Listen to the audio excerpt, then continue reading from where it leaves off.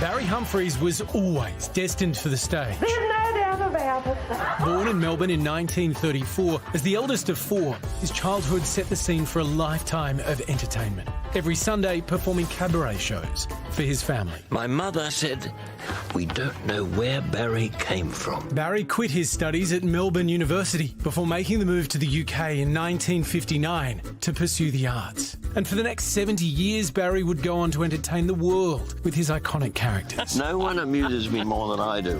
There was the old man from the Burbs, Sandy Stone. I never say no to the occasional odd glass. The booze-soaked pants man, Sir Les Patterson. When it comes to Advocaat and cherry brandy with Tia Maria Chasers, she is the original deep throat, aren't you, darling? And the legendary Dame Edna Everage. Isn't this exciting? Launched in 1955, drawing inspiration from his own mother. Edna's one of the world's longest-running satirical characters. It's very thrilling and wonderfully gratifying. She commanded attention. There was something charismatic quality she had. I'm in the wings, and she's on stage. She rubbed shoulders with royalty. They've found me a better seat. And Hollywood heavyweights. Got a lovely bone structure, haven't I, Benjamin? Oh, I can see it from here, my lovely. Would you sing it for me? Oh, of course. I'd do anything for you. You know that. And in 1987, scored her own TV show in the UK, The Dame Edna Experience.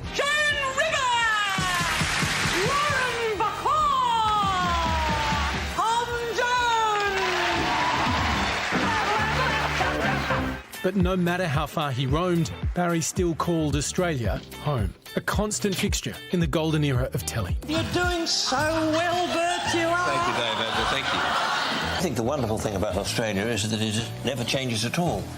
Father of four, granddad of 10, Barry married 4 times. But on the final try, he got it right. Elizabeth Spender by his side for the last 33 years. But his glittering career wasn't without controversy. Who would have thought that there'd be something called sexual harassment? Used to be called courtship. And in both 2016 and 2018, he offended the transgender community after claiming people who undergo gender reassignment surgery are mutilated men. The Melbourne International Comedy Festival has tonight stripped Barry Humphries' name from the festival's biggest award. I can't believe he came out with this statement. I have entrenched views being quite old. Barry's also spoken candidly about his 15 years of severe alcohol addiction. One is always an alcoholic. You don't stop being a diabetic. Yet to many, he seemed immortal, touring right up until last year with plans for more shows. My characters are really created in order to provoke. But in February, Barry underwent a hip replacement after suffering a fall. This week, his health turned for the worst and he was rushed back to hospital with complications. Barry passed away last night, surrounded by his family. In a statement, they said he was completely himself until the very end, never losing his brilliant mind, his unique wit and generosity of spirit. His passing leaves a void in so many lives. He was 89 years old. Barry Humphries' longtime friend and London neighbour, Kathy Led, is one of those who will feel that void keenly. Kathy, so good to see you. Thank you for joining us today. I'm so sorry. We know he's a good mate of yours. Oh, it's hard to watch that without crying, you know. He's been such a part of my life and also sewn into our psyche for so long. I mean, he's been taking the cultural temperature of Australia and Britain and America, you know, with his satirical thermometer for, as you said, nearly 70 years. So it's been such a horrible ordeal. We honestly thought he was going to rally. I mean, it's traditional for me to spend New Year's Eve with him in his Sydney apartment, you know, popping the champagne corks as the fireworks are going off, you know, as Lizzie's in the kitchen rustling up gourmet feasts. And he was so excited about the coming year that he was going to come back to Britain and do his brilliant one-man show again. So I just can't believe we're not going to have an encore. I just cannot believe it. And of course, Barry's my neighbour. And he's been I've lived here for 26 years or something. So our houses back onto each other. And, you know, every time he got home from some overseas trip, he'd email me and say, "Kathy, dear, I'm poised at your rear entrance," or something suitably wicked. So, you know, I just keep pining and looking out the window and thinking, I just can't believe that he's no longer in my life. But you know, he has left us this incredible legacy of laughter because, you know, Dame Edna and Celeste and Sandy Stone live on because there's so many brilliant clips of their work. So we know what a treasure trove he's left us. Kathy, when you were recently here, you visited Barry in hospital. Was he still himself and joking around?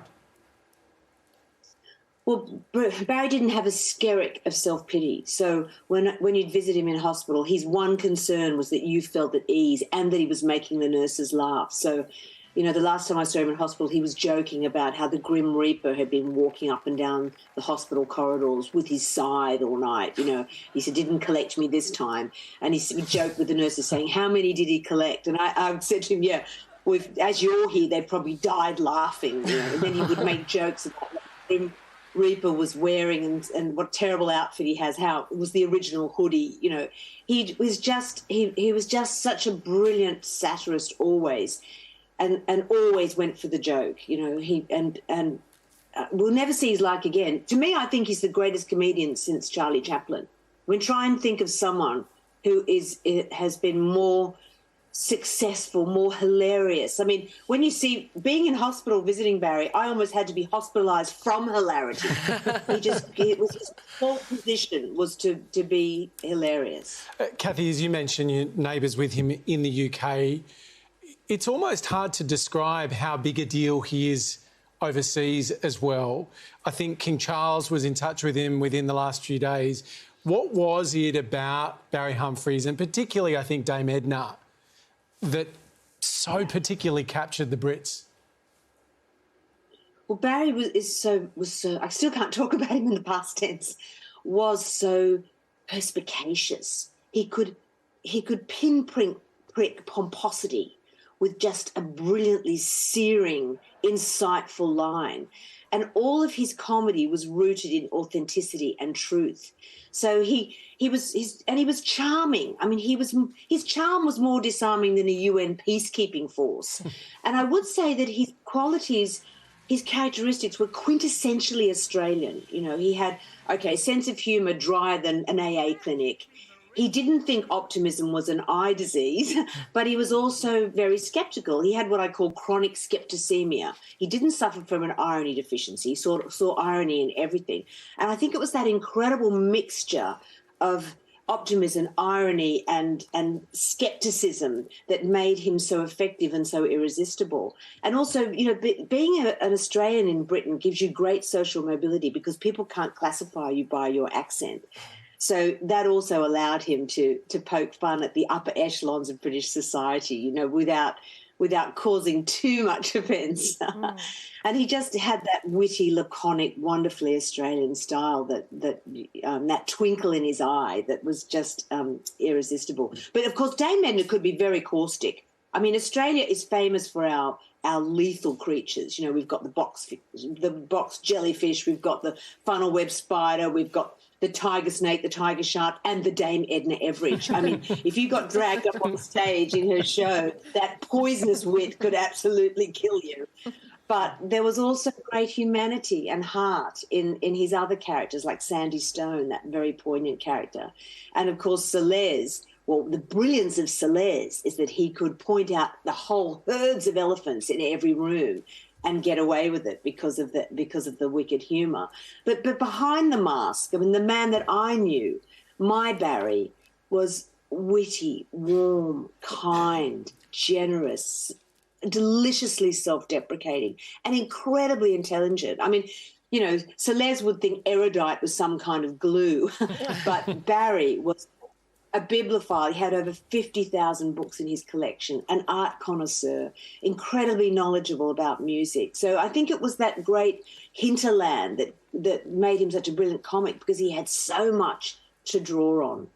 He's so well loved here. People are leaving their gladioli out for the great man today. Thank you so much for your time on what's been a really hard day, Kathy.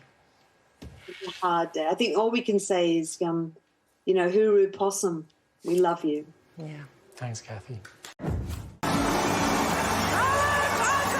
The renowned Renowned Australian entertainer Barry Humphries has died. The nation is mourning the loss of our greatest comedic talent. The tributes are coming thick and fast. Comedians, politicians, everyday people. We've been fans of his since 1965. He was an icon.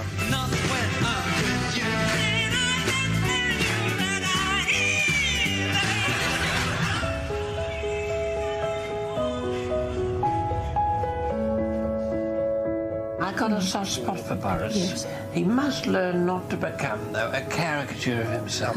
It's a very, very sad day. And also, he's such a showman. I just can't believe he's not going to make an encore. He was completely himself until the very end, never losing his brilliant mind, his unique wit and generosity of spirit. Barry Humphries, through his 89 years, made an enormous contribution to Australia, and he also showcased that uniquely Australian sense of humour to the world. The image that I am bloody successful in projecting, and that is as Australia as a thinking organism. He imagined people and made them real for us. I can be on the stage like a ghost, and there is Edna talking away to the audience, and suddenly she says something and brings the house down, and I think, I wish I'd thought of that. We're old friends. We go back such a long way. As a matter of fact, he was very nearly my son-in-law, Billy G.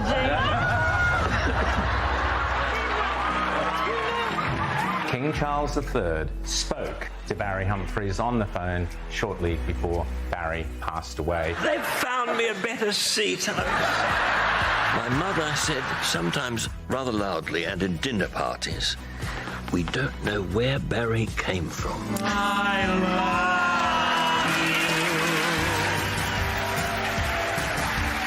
think Barry really was the first person who taught Australians how to laugh at themselves. The characters he created, which brought laughter to millions, will live on. My characters are really created in order to provoke. He was acerbic, and he was often quite nasty. But he was a genius. I love being on this project.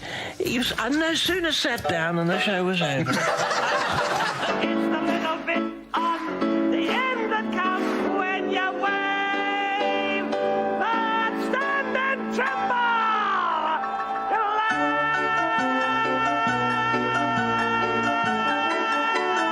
Wave that flag. Well, Steve Vizard is a long-time friend, a fan, of course, as well, of Barry Humphries. He joins us now. Steve, nice to see you. Do you think that we will ever see anyone like Barry Humphries again? Barry was a one-off. He started, as we all know, in the 1940s, the 1950s. He invented Edna and this huge panoply of just unbelievable characters, many of which are now dust. But there were dozens of them, and they were all sharp and they were all relevant at the time. And then he kept going. The 60s, the 70s, he modified.